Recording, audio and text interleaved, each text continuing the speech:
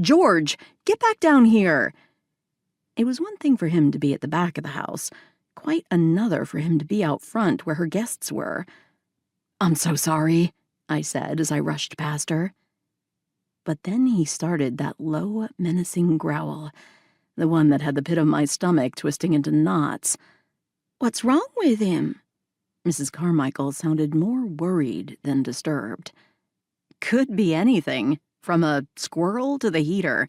He's not a friend of either." I didn't want to frighten her. And it was true. Squirrels were the bane of his existence, and he treated the heated floor vents in my house like little kids do the game lava. Any time they were blowing out warm air, he carefully navigated around them. By the time I made it upstairs, the growl had turned into a weird whine. I'd heard it before, and it was never good news.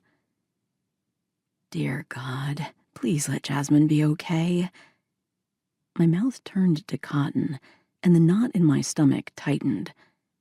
I tried the door, but to no avail.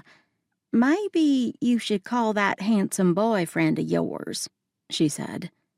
Jake was a fireman, and today he was training his men on new emergency procedures. He and I were in a good place, even though we were two ships passing in the day. He'd been working nights lately. We had completely opposite schedules. He and the guys are super busy today. Besides, I don't think you want them chopping through your beautiful mahogany door. "You are right about that, dear."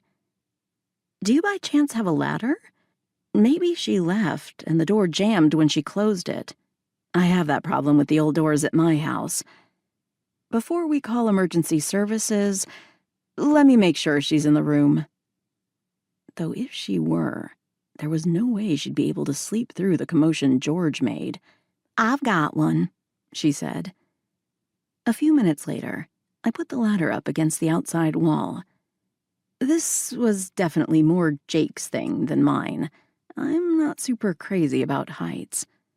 My worry for Jasmine, though, outweighed the fear. "I'll hold it. You climb up." I didn't think she'd be strong enough to keep me from falling, but the longer I waited, the more my nerves jangled through my body. Luckily, I didn't have to climb all the way to the top to reach the second-floor window. The room was dark and the sky cloudy. At first, I couldn't see much. And then the sun broke through and cast some light on the bed. A figure lay there, curled into a ball. I banged on the window so hard, I worried I might break it. "Jasmine? It's Ainsley! From the shop? Hello?" But the figure didn't move. George's whines persisted at the base of the ladder.